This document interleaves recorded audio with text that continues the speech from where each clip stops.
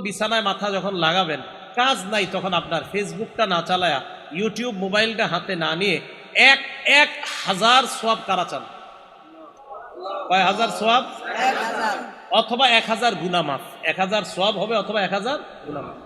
মুসলিম শরীফের হাদিস number 2698 number হাদিসের বর্ণনা, সাদ ইবনে আবি ওয়াক্কাস রাদিয়াল্লাহু তাআলা আনহুর বর্ণনা। তিনি বলেন, কুন্না ইনদান নবী সাল্লাল্লাহু আলাইহি ওয়াসাল্লাম, আমরা আল্লাহর নবীর কাছে ছিলাম। আল্লাহর নবী হঠাৎ আমাদেরকে বললেন, আজিজু আহাদুকুম আইয়াকসিবা আলফা হাসানা, তোমাদের মধ্যে কেউ কি অক্ষম 1000 সওয়াব কামাই করতে অক্ষম? ফাসালাহু সাইলুম মিন জুলাসাইহি, বৈঠকের মধ্য থেকে একজন প্রশ্ন করলেন, ইয়া রাসূলুল্লাহ, আমাদের মধ্যে 1000 সওয়াব কামাই করা এটা কিভাবে সম্ভব? নবীজিকে বললেন, কাইফা ইয়াকসিবু আহাদুনা আলফা হাসানা, কিভাবে একজন 1000 নেকি কামাই করতে পারে? আল্লাহ নবী বললেন, শোনো তোমরা, ইউসাব্বিহু মিআতা তাসবিহা, কোন ব্যক্তি যদি 100 বার সুবহানাল্লাহ পড়ে, কয়শো বার? 100 বার। বলেন তো কি? সুবহানাল্লাহ। আবার বলেন সুবহানাল্লাহ। এতটুকুই বাস, আবার বলেন সুবহানাল্লাহ। আল্লাহ নবী বলেন, 100 বার যদি কোনো বান্দা সুবহানাল্লাহ বলে, ইউকতাবু লাহু আলফু হাসানা, তার আমলনামায় 1000 নেকি লিখে দেওয়া হয়। সুবহানাল্লাহ। নবীজি বলে, 1000 নেকি যদি তোমার আমলনামায় লেখা নাও হয়, আও ইউহাত্তু আনহু আলফু খাতিয়া, তোমার আমলনামা থেকে 1000 গুনাহ মুছে দেওয়া হয়। সুবহানাল্লাহ। তাহলে 100 বার সুবহানাল্লাহ পড়বেন, হয়তো 1000 সওয়াব হবে, অথবা 1000 গুনাহ আপনার জীবন থেকে আল্লাহ মুছে ধুয়ে মুছে সাফ করে দিবেন। আল্লাহ আমলগুলা করা দরকার আছে না? আল্লাহ আমাদের সকলকে আমল করার তৌফিক দান করেন। এখন এই সুন্নতগুলা পালন করা সহজ হবে, সম্ভব হবে কখন? যদি আমরা রাসূল আকরাম সাল্লাল্লাহু আলাইহি সাল্লামকে মহব্বত করতে পারি, তাহলে এই সুন্নতগুলা পালন করা আমাদের জন্য সহজ হবে। সূরা তাওবা আয়াত নাম্বার 24 নাম্বার আয়াত, আয়াতটা শুনেন, অনুবাদটাও শুনেন। আল্লাহ বলেন, কুল ইন কানা আবাউকুম, যদি তোমাদের বাবা, ও আবনাউকুম, যদি তোমাদের সন্তান, ওয়া ইখওয়ানুকুম, যদি তোমাদের ভাই, ওয়া আজওয়াজুকুম, যদি তোমাদের বিবি, ওয়া আশিরাতুকুম, যদি তোমাদের পরিবার, ওয়া আমওয়ালুন ইকতারাফতুমুহা, যে সম্পদ কামাই করো ওই সম্পদ যদি, ওয়া তিজারাতুন তাখশাউনা কাসাদাহা, যে ব্যবসায় লস খাওয়ার টেনশনে থাকো ওই ব্যবসা যদি, ওয়া মাসাকিনু তারদাউনাহা, যেই বাসস্থান তোমরা পছন্দ করো এই বাসস্থানগুলা যদি, কি যদি? বাবা, যদি তোমাদের বাবা, যদি তোমাদের সন্তান, যদি তোমাদের ভাই, যদি তোমাদের বিবি, যদি তোমাদের পরিবার, যদি তোমাদের উপার্জিত সম্পদ, যদি তোমাদের ব্যবসা, যদি তোমাদের বাসস্থান, আহাব্বা ইলাইকুম মিনাল্লাহি ওয়া রাসূলি, আল্লাহ আর আল্লাহ রাসূলের চাইতে বেশি প্রিয় হয়, ওয়া জিহাদিন ফি সাবিলি, এবং আল্লাহর রাস্তায় জিহাদ করার চাইতে যদি তোমাদের কাছে বেশি প্রিয় হয়, ফাতারাব্বাসু হাত্তা ইয়াতি আল্লাহু বিআমরি, তাহলে অপেক্ষায় থাকো, আল্লাহ তোমাদের উপর যেই গজব নিয়ে আসবে ওই গজবের অপেক্ষা করো। তাহলে এবার আপনারা বলেন তো, বাবার চাইতেও বেশি প্রিয় হতে হবে কে? আল্লাহ তার রাসূল, আল্লাহ এবং তার রাসূল। আচ্ছা, মায়ের চাইতে, বিবির চাইতে, ভাইয়ের চাইতে, সন্তানদের চাইতে, ব্যবসার চাইতে, সব কিছুর চাইতে আল্লাহ আল্লাহ রাসূল বেশি প্রিয় হতে হবে। যদি না হয় তাহলে আযাবের অপেক্ষা করা। তো আবার আসেন, জাগ্রত আর নিদ্রা এই উভয় অবস্থায় সুন্নাহগুলা পালন করা তখন সহজ হবে যদি রাসূল আকরাম সাল্লাল্লাহু আলাইহি সাল্লামের মহব্বত আমাদের মধ্যে বেশি থাকে। দেখেন, আমাদের মাঝে একটা অবহেলিত সুন্নতের নাম মেসওয়াক। একটা অবহেলিত সুন্নতের নাম কি? মেসওয়াক। রাসূল আকরাম সাল্লাল্লাহু আলাইহি সাল্লাম, আরেকটা কথা, যখন আপনারা রাতের বেলা ঘুমাবেন, ক্বালা রাসূলুল্লাহি সাল্লাল্লাহু আলাইহি ওয়াসাল্লাম, আল্লাহ নবী বলেন, ইদা আওয়াইতা ইলা ফিরাশিক ফাতাওয়াদ্দা ওযুআকা লিস-সালাহ, নামাজের জন্য যেইভাবে ওযু করো ঘুমের আগে ঠিক ওইভাবে ওযু করবা। তাহলে রাতের বেলা ঘুমের আগে ওযু করা, ঘুমের আগে কি করা? আচ্ছা, ওই ওযুর আগে একটা কাজ করবেন, মেসওয়াক করা। বলেন কি করা? মেসওয়াক করা। বলছিলাম একটা অবহেলিত সুন্নতের নাম বর্তমানে মেসওয়াক। অথচ রাসূল আকরাম সাল্লাল্লাহু আলাইহি সাল্লাম বলেন, সহিহুল জামে 2375 নাম্বার হাদিস, 2375, এই হাদিসের মধ্যে রাসূল আকরাম সাল্লাল্লাহু আলাইহি সাল্লাম বলেন, উমিরতু বিসওয়াক হাত্তা খাশিতু আন আদরাদা, আমার মেসওয়াকের ব্যাপারে এত বেশি বলছে আল্লাহ তাআলা, জিবরাইলের মাধ্যমে এত বেশি হুকুম করছে, আমার মনে হলো যে মেসওয়াক করতে করতে না জানি আমার দাঁতগুলা পড়ে যায়, এত বেশি আমি আশঙ্কা করে ফেললাম।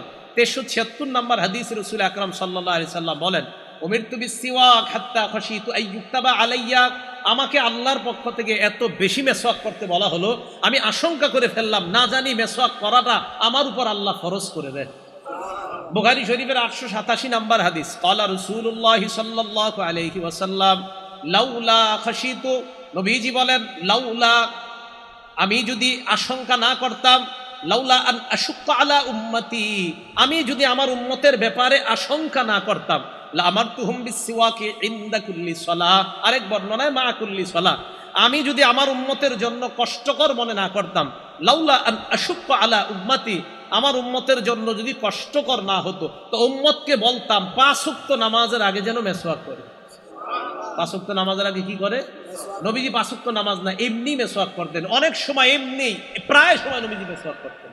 আবু মাসুদ আনসারী রাদিয়াল্লাহু তাআলা আনহুর বর্ণনা, নাসাই শরীফের প্রথম পৃষ্ঠাটা করলে 3, 5, 8 নাম্বার হাদিস, তিনটা মেসওয়াকের সম্পর্কে উনি বলেন, আবু মাসুদ বলেন, নবীজির কাছে দাখালতু আলা রাসূলিল্লাহ ওয়া হুয়া ইস্তান্নু, নবীজির কাছে যাইতাম, যাওয়ার পরেই দেখতাম উনি মেসওয়াক করে। তো এমনি একটা সময় গেছি, গিয়ে দিয়ে মেসওয়াক করতেছে। ওয়া তরফু সিওয়াক আলা লিসানি, দেখতাম মেসওয়াকের মাথাটা জিহ্বার মধ্যে আছে। ওয়া হুয়া ইয়াকুলু আ আ, নবীজি আ আ করতেন। আমারটা সুন্দর হয় নাই, নবীজিরটা নিশ্চিত অনেক সুন্দর ছিল এই আ আ করাটা। তো রাসূল আকরাম সাল্লাল্লাহু আলাইহি সাল্লাম প্রায় সময় মেসওয়াক করতেন। তো মেসওয়াকের ব্যাপারে বেশি বলবো না, মেসওয়াকের ব্যাপারে আমার একটা বয়ান আছে, লম্বা বয়ান আছে মেসওয়াকের ব্যাপারে। রাসূল আকরাম সাল্লাল্লাহু আলাইহি সাল্লামের বিবি আম্মাজান আয়েশা সিদ্দিকা রাদিয়াল্লাহু তাআলা আনহাকে একজন প্রশ্ন করছেন, নাসাই শরীফের 5040 নম্বর হাদিস, আম্মাজান নবী যখন বাহির থেকে ঘরে আসে সর্বপ্রথম কি করে? আম্মাজান কয় আর কি করবে? বাদা আবি সিওয়াক, সর্বপ্রথম মেসওয়াক করে, ঘরে ঢুইকাই মেসওয়াক করে। আজকে থেকে আপনারা এখন এই আজকে থেকে ওয়াদা করেন ইনশাআল্লাহ, যাদের মেসওয়াক আছে, যারা নাই কিনে নেবেন, আর যাদের আছে তারা আপনারা বাসায় গিয়ে আজকে সর্বপ্রথম মেসওয়াক করবেন। রাজি আছেন? এটার দ্বারা কি হবে? নবীজির সাথে আপনার গোপন একটা সম্পর্ক তৈরি হবে, যেটা আপনি কাউকে বলতেও পারবেন না, কেউ বুঝবেও না, বাকি নবীর সাথে আপনার গভীর, নিবিড় এবং গোপন সম্পর্ক তৈরি হবে। সত্যি বলছি, সম্পর্ক তৈরি হবে। রাসূল আকরাম সাল্লাল্লাহু আলাইহি সাল্লামের এই সুন্নাহগুলো পালন করা তখন সহজ হবে, আল্লাহ রসুলের মহব্বত যখন আমাদের মাঝে সবচেয়ে বেশি হবে। মুসলিম শরীফের 43 নম্বর হাদিস, এই হাদিসের মধ্যে আসছে, ক্বালা রাসূলুল্লাহ সাল্লাল্লাহু আলাইহি ওয়াসাল্লাম, আল্লাহ নবী বলেন, সালাসুন মান কুন্না ফীহি ওয়াজাদা বিহিন্না হালাওয়াতাল ঈমান, 3টা গুণ যদি কোনো মানুষ অর্জন করে ফেলে, 3টা গুণ যদি কারো মধ্যে থাকে, ওই ব্যক্তির মধ্যে আল্লাহ পাক রব্বুল আলামিন ঈমানের স্বাদ তৈরি করে দেয়। 3 গুণ যদি কেউ অর্জন করে, কারো মধ্যে 3টা গুণ থাকে, ওয়াজাদা, এই ব্যক্তি পাবে, বিহিন্না, এই 3 গুণের মাধ্যমে হালাওয়াতাল ঈমান, ঈমানের স্বাদ উপভোগ করতে পারবে। 1 নাম্বার, মান কানাল্লাহু ওয়া রাসূলুহু আহাব্বা ইলাইহি মিম্মা সিওয়াহুমা, 1 নাম্বার, আল্লাহ রসুল ওই ব্যক্তির কাছে দুনিয়ার সবচাইতে বেশি ভালোবাসার পাত্র হতে হবে, তাহলে ওই ব্যক্তি ঈমানের স্বাদ পাবে। 2 নাম্বার, ওয়া আইয়ুহিব্বাল মারআ লা ইউহিব্বুহু ইল্লা লিল্লাহ, কোন মুসলমান অন্য কোন মুসলমানকে ভালোবাসা একমাত্র আল্লাহর জন্য ভালোবাসা। 3 নাম্বার, রাসূল বলেন, ওয়া আইয়াকরাহা আইয়াউদা ফিল কুফরি বাদা আন আনকাদাহু আল্লাহু মিনহু কামা ইয়াকরাহু আইয়ুকযাফা ফিন্নার, আমরা আগুনের মধ্যে পড়া যেমন অপছন্দ করি, ওই ব্যক্তিকে আল্লাহ কুফরি থেকে ফিরিয়ে আনার পর ওই ব্যক্তি কুফরিতে যাওয়াটাও তেমন অপছন্দ করে, যেমন ভাবে ওই ব্যক্তি আগুনে যাওয়াটা যেমন অপছন্দ করে, কুফরিতে যাওয়াও যদি তার কাছে তেমন অপছন্দ হয়, তাহলে তার অন্তরের মধ্যে আল্লাহ ঈমানের স্বাদ তৈরি করে দেন। তাহলে 3টা, 1 নাম্বার, মান কানাল্লাহু ওয়া রাসূলুহু আহাব্বা ইলাইহি, আল্লাহ রসুল সবচাইতে বেশি মহব্বতের পাত্র হতে হবে। বুখারী শরীফের 15 নম্বর হাদিস, আনাস ইবনে মালিক রাদিয়াল্লাহু তাআলা আনহুর বর্ণনা, ক্বালা রাসূলুল্লাহ সাল্লাল্লাহু আলাইহি ওয়াসাল্লাম, আল্লাহ নবী বলেন, লা ইউমিনু আহাদুকুম হাত্তা আকুনা আহাব্বা ইলাইহি মিন ওয়ালিদিহি ওয়া ওয়ালাদিহি ওয়ান নাসি আজমাইন, তোমাদের মধ্যে ততক্ষণ কেউ পরিপূর্ণ ঈমানদার হতে পারবে না যতক্ষণ না পর্যন্ত আমি নবী মুহাম্মদ তোমাদের কাছে বাবার চাইতে, তোমার সন্তানের চাইতে, দুনিয়ার সমস্ত মানুষের চাইতে বেশি প্রিয় না হব, সবচাইতে বেশি মহাব্বতের পাত্র যদি আমি না হই, তোমরা পরিপূর্ণ ঈমানদার হতে পারবা না। আরেকটা বিষয় দেখেন, আপনার মন অনেক কিছুই চায়, রাত্রে ঘুমানোর সময় আপনার মন চাইবে, আরে থুর আজকে মেসওয়াক না করলে কি হবে, রাত্রে শোয়ার সময় শয়তান বলবে আজকে একটু ওযু না করলে কি হবে, রাত্রে শোয়ার সময় শয়তান বলবে নবীর শিখানো দোয়াটা আজকে না পড়লে সমস্যা কি, এই কথাগুলো শয়তান আপনাকে দিবে। আল আল আরবাউন আন-নবুবিয়্যা কিতাবের নাম, হাদিস নাম্বার 41 নম্বর হাদিস। নবীজি বলেন, ক্বালা রাসূলুল্লাহ সাল্লাল্লাহু আলাইহি ওয়াসাল্লাম, লা ইউমিনু আহাদুকুম হাত্তা ইয়াকুনা হাওয়াহু তাবআন লিমা জিতু বিহি। আমি নবী যা নিয়ে এসেছি, এই নিয়ে আসাটাকে যদি তোমাদের অন্তর, তোমাদের দিল, তোমাদের নফস, তোমাদের চাহিদা, তোমাদের অন্তর যদি আমি যা নিয়ে এসেছি এটাকে যদি অনুসরণ করতে না পারো, আমি বলছি এইভাবে ঘুমানো, এটা যদি তোমার দিল না চায়, আমি বলছি অজু করা, এটা যদি তোমার দিল না চায়, আমি বলছি এইভাবে মাথার নিচে হাতটা রেখে এই দোয়া পড়া, এটা যদি তোমার মন না চায়, আমি বলছি এইভাবে তুমি ডান কাত হয়ে ঘুমানো, এটা যদি তোমার দিল না চায়, লা ইউমিনু, তুমি পরিপূর্ণ ইমানদার হতে পারো নাই। রাসূল বলেন, তোমার দিল চাইবে আমার বিরুদ্ধে কাজ করা, ওই দিলের বিরোধিতা করে তুমি যখন আমি রাসূলের সুন্নাহ আদর্শকে গ্রহণ করবা, তখন পরিপূর্ণ ইমানদার হতে পারো। লা ইউমিনু আহাদুকুম হাত্তা ইয়াকুনা হাওয়াহু তাবআ। আমাদের কুপ্রবৃত্তি, আমাদের চাহিদাগুলা গুনাহ করতে চায়। নবীজি বলে, আমি যা নিয়ে আসছি এই নফসকে এটার অনুসারী বানাও। আমি যা নিয়ে আসছি নফসকে এই আমার আনিত বিধানের, আমি আল্লাহ রসুলের পক্ষ থেকে, মানে আল্লাহ আর আমার পক্ষ থেকে যে বিধান দিলাম, এই বিধানের অনুসারী তোমার নফসকে বানাও, তাহলে তুমি পরিপূর্ণ ইমানদার হবে। এবার দেখবেন সত্যি সত্যি ঘুমানোর সময় আমরা যাতে সুন্নাহ বহির্ভূত ঘুমাই, শয়তান কতভাবে ধোঁকা দেয়। যে একদিন যদি এরকম এইভাবে মেসওয়াক এক উক্ত নামাজে না করলে কি হয়, পকেটে মেসওয়াক আছে আপনার, এরপরে আরে না করলে কি হয়।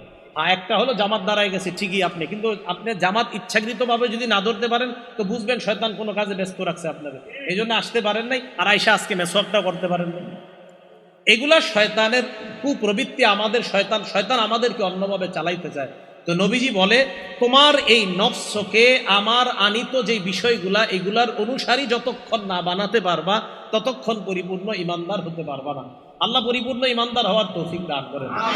আনাস রাদিয়াল্লাহু তাআলা আনহুর আরেকটা বর্ণনা, মুসলিম শরীফের 2639 নম্বর হাদিসের বর্ণনা।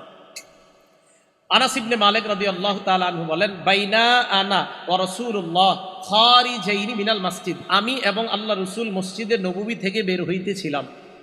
লাকিনা রাজুলান ইনদা সুদ্দাতিল বাব, দরজায় এক ব্যক্তির সাথে আমার আর রাসূলের সাক্ষাৎ। ওই ব্যক্তি আল্লাহ রাসূলকে বললেন, ইয়া রাসূলুল্লাহ মাতাস সাআহ, হুজুর কিয়ামত কবে হবে? নবীজি জবাব দিলেন, মা আদাত্তালাহা, কিয়ামতের প্রস্তুতি নিছনি। ওই ব্যক্তি জবাব দিলেন, হুব্বুল্লাহ ওয়া রাসূলিহি, আল্লাহ নবীর মুহাব্বত, এটাই হলো আমার প্রস্তুতি। আমি আল্লাহকে ভালোবাসি, আল্লাহ রাসূলকে ভালোবাসি, এটা আমার প্রস্তুতি। নবীজি বললেন, ফাইন্নাকা মা মান আহবাবতা, তুমি যাকে মুহাব্বত করো কিয়ামতের ময়দানে তার সাথেই তুমি থাকবা। আনাস বলেন, ফামা ফারিহনা বাদাল ইসলাম আশাদ্দা ফারহান বাদা কাউলিন নবী সাল্লাল্লাহু আলাইহি ওয়াসাল্লাম, আনতা মামান আহবাবতা।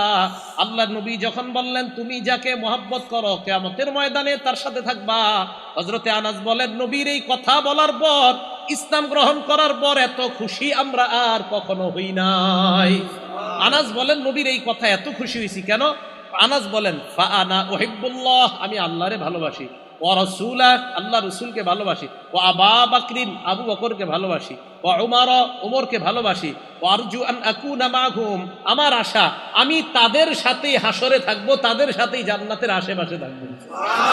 আনাস বলেন, ওয়া ইন লাম আমাল বিআমালিহিম, যদিও আমি তাদের মতো আমল করতে পারি নাই, তবে আমার আশা হাসরে আমি তাদের আশেপাশেই থাকবো। এই হাদিস দ্বারা কি বোঝা যায় বলেন তো? আমরা যাদেরকে মহব্বত করব, তাদের মতো যদিও এত বেশি আমল করতে পারবো না, আসলে সম্ভব না, সাহাবাদের মতো তো আমি আপনি আমল জীবনে করতে পারবো না, কিন্তু মহব্বত করবো, যে না নবীর সাহাবাদেরকে মহব্বত করি, রসুলকে মহব্বত করি, আশা করা যায় নবী সাহাবাদের ওলামাদের আশেপাশে আমরা থাকবো ইনশাআল্লাহ। এবার বিপরীত দিকে দেখেন তো, আপনি মহব্বত যদি অন্য কাউরে করেন। আরেকটা হাদিস শোনেন তাহলে, মুসলিম শরীফের 2640 নম্বর হাদিস। আগেরটা বললাম 2639, এটা হলো 2640। এই হাদিসের বর্ণনাকারী আব্দুল্লাহ ইবনে মাসউদ রাদিয়াল্লাহু তাআলা, আব্দুল্লাহ ইবনে মাসউদ রাদিয়াল্লাহু তাআলা বলেন, জাআ রাজুলুন ইলান নবী সাল্লাল্লাহু আলাইহি ওয়াসাল্লাম, এক ব্যক্তি আল্লাহ নবীর কাছে আসলেন। আসার পর আল্লাহ নবীকে বললেন, ইয়া রাসূলুল্লাহ কাইফা তারা ফি রাজুলিন আহাব্বা কওমান ওয়া লাম্মা ইয়ালহাকা বিহিম, হুজুর ওই ব্যক্তির ব্যাপারে আপনি কি বলেন, যেই ব্যক্তি কোনো সম্প্রদায়কে ভালোবাসে। আপনাদের এলাকার কোনো মানুষ আলেমদেরকে মহব্বত করেন, কিন্তু আলেমদের মতো এত পরিমাণ আমল করতে পারেন না, আসলেই পারবেন না, সারাক্ষণ তারা হয়তো কল আল্লাহ না হয় কলা রসুলুল্লাহ নিয়ে আসে, তো সারাক্ষণ সওয়াবের মধ্যে থাকে, বিশেষ করে হেফজখানা মুক্তবে যারা আছে তারা তো 24 ঘন্টা আমল জারি আছে তাদের। এখন আপনাদের এলাকার কেউ আলেমদেরকে মহব্বত করেন কিন্তু তাদের মতো আমল করতে পারেন না। এক ব্যক্তিকে নবীজিকে বললেন, হুজুর ওই ব্যক্তির ব্যাপারে আপনি কি বলেন, যে ব্যক্তি কোনো সম্প্রদায়কে মহব্বত করে কিন্তু তাদের মতো আমল করতে পারে না, তার ব্যাপারে আপনি কি বলেন? নবীজি বললেন, আলমার উমা আমান আহাব্বা, মানুষ তাদের সাথেই কিয়ামতের মাঠে থাকবে যাদেরকে সে মহব্বত করে। এই কথাটা সারা জীবন মনে রাখেন। আমি যাকে মহব্বত করব তার সাথে আমার হাসর হবে। আজকাল অনেকে দাবি করে দেখবেন, তো আমি কি কম নামাজ পড়ি, আমি কি কোরআন রিসার্চ কম করি, বা আমি কি হাদিস রিসার্চ কম করি, এরকম বলে অনেকে। কিন্তু উনি কোরআনও রিসার্চ করে, হাদিসও রিসার্চ করে। এইগুলা রিসার্চ করার পর ওনার ফলাফল কি বাইরে জানেন? উনি এইগুলা রিসার্চ করার পর ফলাফল বের হয় যে এতদিন বাংলাদেশি হুজুররা যা বলছে ইসলাম সব এরা ভুল বুঝাইছে আপনাদেরকে। তখন একটা বইয়ের নাম দিয়ে দিবে, প্রকৃত ইসলাম ও নকল ইসলাম। কি নাম দিবে? ওলামায়ে কেরাম যে আদর্শ আপনাদেরকে শিখাইতেছে কোরআন সুন্নাহ, এটার নাম দিবে নকল, আর ওনারটার নাম দিবে প্রকৃত।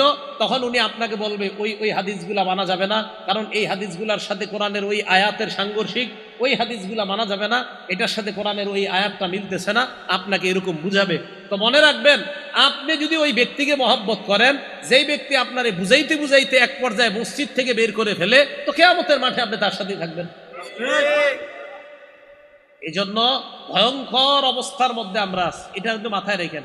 রাসূল আকরাম সাল্লাল্লাহু আলাইহি সাল্লাম বলে, আমার উম্মত শেষ জামানায় তোমরা একজন আমল করবা, 50 জনের সওয়াব তোমার আমল নামায় লেখা হবে। সুবহানাল্লাহ। সাহাবারা নবীজির প্রশ্ন করলেন, হুজুর কোন 50 জন? আমাদের 50 জন না ওই জামানার 50 জন? নবীজি বললেন, বাল মিনকুম 50, বরং তোমাদের 50 জনের সওয়াব আমার শেষ উম্মতের এক ব্যক্তিকে দেওয়া হবে। সুবহানাল্লাহ। এই জন্য এই যুগে একবার ওইটাতে যাওয়া, একবার ওইটাতে, মানে চারোদিকে আপনি খালি দৌড়ান, না মনে হয় ওখানে ঠিক, ওখানে ঠিক।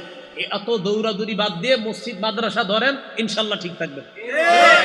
অত দৌড়াদৌড়ি বাদ দেন, খালি চারোদিকে খোঁজে কোথায় যাবে কোথায় যাবে, এক পেরেশানির মধ্যে জায়গাটা। হঠাৎ কয়, হুজুর এতদিনে প্রকৃত ইসলাম বুঝছি, এতদিন বুঝিনি।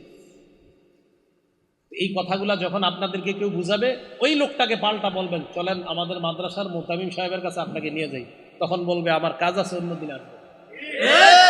যখন কোনো মানুষ আপনাকে নতুন ভাবে ইসলাম আবার বুঝাইতে চায়, এতদিন আপনি একভাবে নামাজ পড়তেন, এতদিন আপনি একভাবে সিজদা করতেন, মানে একদম মুসলমান, আপনার আব্বা আম্মা ভাই বোন সবাই মাশাআল্লাহ সহি পদ্ধতিতে এতদিন একটা নামাজ পড়তেন। হঠাৎ কেউ এসে আপনার যদি নতুন ভাবে দাওয়াত দিতে চায়, বলবেন, ভাই আমার তো কোরআন হাদিসের এত জ্ঞান নাই, চলেন অমুক দাওরা হাদিস মাদ্রাসার যিনি বুখারী শরীফ পড়ায় ওনার কাছে আপনাকে নিয়ে যাই। তো ওনার সামনে বসে আমাকে আপনি বুঝান। বুঝানোর পর যদি আমার মনে হয় না আপনি যে নতুন করে বুঝাইতেছেন আমার আগের গুলা ভুল আর আপনার বুঝানো সঠিক, তাহলে আমি আপনারটা মেনে নিব। তখন উনি দুইটা অপশন বলবে আপনাকে, এক বলবে এরা কি বুঝে, দ্বিতীয় বলবে আমার সময় নাই। যখন এই কথা বলবে তখনই বুঝবেন এর মধ্যে সমস্যা আছে। আরে ভাই, আমি কিন্তু বলছি না ওনার জ্ঞান নাই, তো উনি সমস্যা কোথায়? শাইখুল হাদিস সাহেবের সাথে একটু বসতে, ওনার সমস্যাটা কোথায়?